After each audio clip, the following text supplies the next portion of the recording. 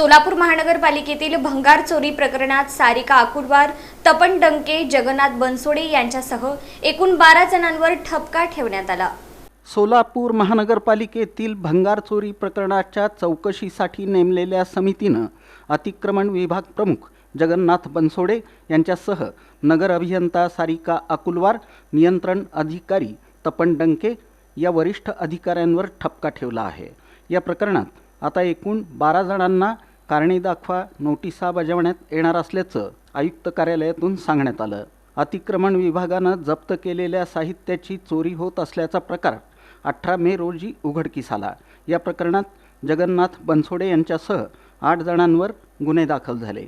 पालिका आयुक्त डॉक्टर सचिन ओंबासे यांनी या प्रकरणाच्या चौकशीसाठी अतिरिक्त आयुक्त वीणा पवार यांच्या अध्यक्षतेखाली समिती गठीत केली होती।